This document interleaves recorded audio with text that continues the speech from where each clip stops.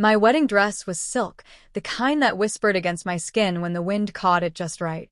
The ocean air was cool, salted, and wild, teasing strands of my hair free from the perfectly pinned bun I'd spent 2 hours on. The yacht swayed gently under my heels, each step feeling both like a victory march and something heavier. Behind me, laughter spilled from the deck. Friends, my husband, the crew passing around champagne flutes filled with golden bubbles. I should have been lost in it all. But my phone buzzed against the lace sleeve of my dress, a vibration so soft, yet it cut straight through the music. I pulled it out, half expecting a text from the wedding photographer. Instead, the top of my screen flashed. Family group chat, 24 new messages. After 3 years of silence, my thumb hovered. The preview showed words like proud, beautiful, and can we talk? My mouth curved into a smile, but it wasn't the sweet kind. When I got engaged, they hadn't even called. Not a text. Not a congratulations. They'd skipped my engagement party entirely, my own parents. And now, here I was, married under the blazing California sun, my name already trending online, the yacht's polished rails glittering like something out of a dream. And suddenly, they remembered me. I slipped the phone into my clutch and looked out over the water. Let them wait. 3 years ago, I was standing in my tiny apartment kitchen in Los Angeles, the kind where the fridge hummed louder than the traffic outside. My hands were shaking as I held the phone, staring at the contact labeled Mom. It was the day after Ethan proposed. I'd been glowing all night, running my fingers over the diamond like it was proof that maybe, just maybe, I was finally getting my happy ending. He had proposed on the Santa Monica Pier, right under the lights, with the Pacific stretching out behind us like a promise. I called my parents first thing the next morning. "Hey, Mom," I'd said, my voice all breathless and bubbly, "I have news." But before I could even get the words out, she sighed. "Please don't tell me it's about Ethan." I laughed nervously. "It is. He proposed." I said yes. Silence. Then my father's voice cut in. He must have been on speaker. "You're making a mistake, Claire. We're not supporting this." It felt like someone had pulled the air right out of my lungs. "Not supporting?" I whispered. "It's my engagement. We won't be there," my mother said flatly. "Don't expect us to pretend this is a good idea." The line went dead. That night, I still threw the engagement party. My best friend, Madison, brought cheap champagne and dollar store balloons. Ethan's parents came, beaming like I was already their daughter. But the two people I'd wanted most to see me happy weren't there. After the last guest left, I sat on the floor in my dress, surrounded by popped balloons and empty glasses. Madison sat beside me, handing me a small velvet box. Inside was a gold locket, delicate and warm in my palm. "From my grandmother," she said softly. "She always told me, when people close their doors on you, sail anyway." I traced the tiny engraving inside. "Set your own course." That night, I decided I wasn't going to beg for their approval. I wasn't going to wait for them to show up for me. If they didn't want a seat at my table, I'd build a new table. One they wouldn't be able to ignore forever. In the weeks after my engagement party, I buried myself in work. Not because I had some perfect plan, but because I needed something, anything, to anchor me. By day, I was an overworked junior marketing coordinator at a boutique PR firm in downtown LA, answering emails before sunrise and staying long after the janitor had finished mopping the floors. By night, I freelanced, designing brand campaigns for small businesses that couldn't afford big agencies. Ethan was my steady. He didn't care that some nights I fell asleep at my laptop or that dinner was just takeout from the Thai place down the street. He'd rub my shoulders, kiss my temple, and tell me, "You're building something, Claire. Keep going." Then, 6 months later, my big break came. A female CEO, Amelia Rhodes, stumbled across one of my branding projects on Instagram and messaged me directly. She owned a chain of luxury lifestyle boutiques and was looking for a creative director. Our first meeting was over cappuccinos at a cafe in Beverly Hills. I still remember the way she leaned across the table and said, "Your work is sharp, fresh, and fearless, like you. I want you on my team." Working for Amelia was like strapping myself to a rocket. She pushed me, mentored me, and most importantly, she believed in me without hesitation. The hours were brutal. I flew to New York for launch events, Paris for buying trips, Miami for seasonal campaigns. I learned how to read a room full of executives, how to negotiate without blinking, and how to walk into a boardroom wearing heels like I owned the place. Within 2 years, I was no longer just Amelia's creative director. I had equity in the company.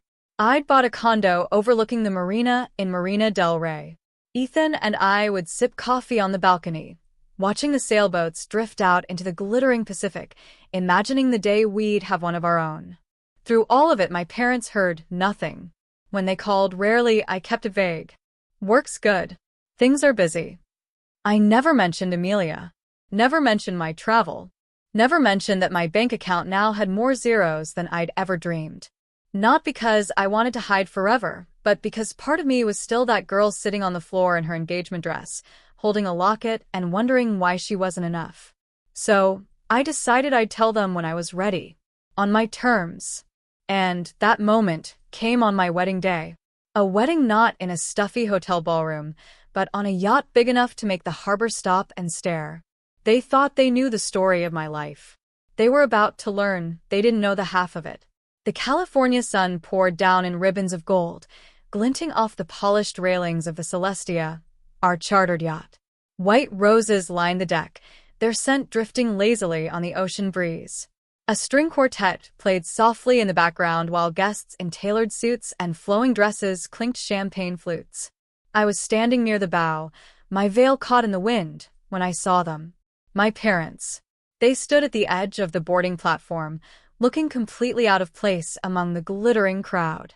My mother's lips were pressed into a thin line, though her eyes darted quickly over the scene. The crystal glasses, the silk table runners, the waiters carrying lobster rolls on silver trays. My father's gaze was more direct, lingering on the yacht size, the guests' designer outfits, the cameras flashing from the dock. For a moment, I couldn't move. 3 years without a word, and now here they were, at my wedding. Ethan appeared at my side, his hand finding mine. "You okay?" he murmured. I gave him a smile that was more armor than warmth. "Let's find out." We walked toward them, the hum of conversation fading as people noticed the tension. My heels clicked against the deck, sharp, steady, deliberate. "Claire," my mother said first, her voice softer than I expected. "You look beautiful." "Thank you," I replied evenly. "You came." My father cleared his throat. "We saw the article in Coastal Living. And the photos online. We didn't realize," he broke off, gesturing vaguely toward the expanse of the yacht. "Didn't realize what?" I asked, my tone light, almost playful. "That you'd done so well for yourself," my mother admitted, her eyes scanning the guests again. "We thought that I was barely scraping by." I finished for her. She flinched. I gestured around us. "This isn't rented for show. It's my life. I'm the co-owner and creative director of Rhodes & Company, the luxury brand you might have seen in a few glossy magazines. I've built campaigns for clients across 3 continents. This yacht? Paid for in part by my work. The dress? Custom. The man I married? He believed in me when you didn't." My words weren't angry. They were calm, measured, but I could feel the weight of each syllable landing. They didn't speak. My mother's eyes shone with something between pride and shame. My father shifted uncomfortably, his jaw tight. I let the silence stretch, then smiled. A real one this time, but not without an edge. "When you skipped my engagement, I thought I'd never get over it. But turns out, your absence gave me room to become the woman I am today." Around us, the wedding continued. Music, laughter, the sea stretching endlessly under a bright sky. But in that small circle, time felt still. Finally, my father said quietly, "We were wrong." "Yes," I agreed. "You were." Ethan squeezed my hand, a silent reminder that I wasn't doing this to gloat. I took a breath, steadying my voice. "I'm not telling you all this to rub it in. I'm telling you because you should know that I didn't need your approval to build a good life. I still don't. But if you want to be part of it, there are conditions." Their heads snapped up, surprise flickering across their faces. "We'll talk about them later," I said. "For now, enjoy the wedding. And maybe enjoy seeing what I've built without you." I turned before they could respond, the lace of my train sweeping across the deck, the ocean wind catching the edges.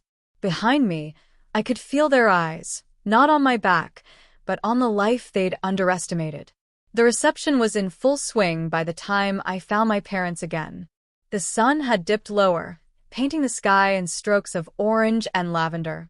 The yacht's lights glowed warm against the darkening horizon, the hum of music wrapping everything in a golden haze. They were seated at a small table near the stern, away from the main crowd. My father's posture was stiff, his tie slightly loosened. My mother cradled a glass of champagne she hadn't touched. I pulled out the chair opposite them and sat. No smiles this time, just the quiet clarity of a woman who'd already decided how this conversation would go. "I said earlier there were conditions," I began. "If you want to be part of my life from this point forward, you'll need to hear them. And agree." My mother shifted, as if bracing herself. "First," I said, keeping my tone even, "you respect my marriage. Ethan is my husband, my partner, and my choice. You don't get to question that, undermine him, or treat him like a mistake." My father gave a single nod, but I wasn't done. "Second, you stop speaking to me as if I'm still the 20-year-old girl you could lecture into submission. I'm an equal now. I make my own decisions, and I live with them. If you can't speak to me with respect, you don't speak to me at all." The words landed heavy, but I didn't soften them. "And third, you make an effort. Not just with me, but with the people I love. That means showing up. Birthdays, holidays, the small moments. If you want a seat at my table, you earn it." My mother's eyes glistened. "Claire, we made mistakes." "Yes," I agreed. "And mistakes can be forgiven, but only if they're followed by change. I'm willing to let you in again, but I won't chase you. I won't beg.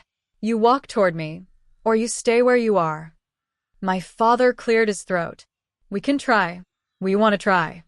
"Good," I said, "because I have more than enough love and stability in my life without you. But it would be nice to have my parents back, the kind who show up." The silence that followed wasn't awkward this time. It was the kind of silence that settles after a truth has been spoken, heavy but necessary. Finally, I stood. "Now, let's go take a picture together. If you're going to be in my life again, the first step is letting people see it." As we walked toward the photographer, I realized something important. I wasn't seeking their approval anymore. This wasn't about proving myself to them. It was about setting the terms for my own peace. And for the first time in years, I felt completely in control. The night deepened, the stars scattering across the sky like diamonds tossed over black velvet. The Celestia cut a smooth path through the dark water, its lights shimmering and the ripples trailing behind us. After the photos, my parents drifted into conversations with Ethan's family. It was awkward at first, like strangers sharing the same table, but I caught glimpses of effort. My mother laughing softly at something Madison said. My father shaking Ethan's hand, longer than he needed to. Small signs, but signs nonetheless. I stepped away from the noise, leaning against the yacht's railing. The ocean wind was cooler now, carrying the faint scent of salt and champagne. Somewhere behind me, the band shifted into a slower song. My fingers found the chain around my neck. The gold locket Madison had given me 3 years ago rested warm against my skin. I opened it, running my thumb over the engraving inside. "Set your own course." Back then, those words had felt like defiance, a shield against the sting of rejection. Now they felt like truth, not because I had proven anyone wrong, but because I had built a life entirely my own. Ethan joined me at the railing, his arm wrapping around my waist. "They're trying," he murmured. "I know," I said, "and I'm open to it. But this time, it'll be on my terms." He kissed my temple, exactly where it should be. From the deck below, I heard my parents calling my name. I turned, catching sight of them waving, smiling, tentative, but genuine. I didn't rush toward them. I didn't need to. We had time now, and I would decide how fast to close that distance. As the yacht sailed on, I took one last look at the endless stretch of water ahead. My parents had missed my engagement, but I was no longer the woman who'd stood in that tiny kitchen, trembling with hurt. I was a wife, a businesswoman, a woman who had learned to set her own course. The camera flash caught me in that moment, wind in my hair, locket in my hand, the ocean behind me. And if you ever see that picture in a magazine, you'll understand exactly what I was thinking. Some absences are blessings in disguise.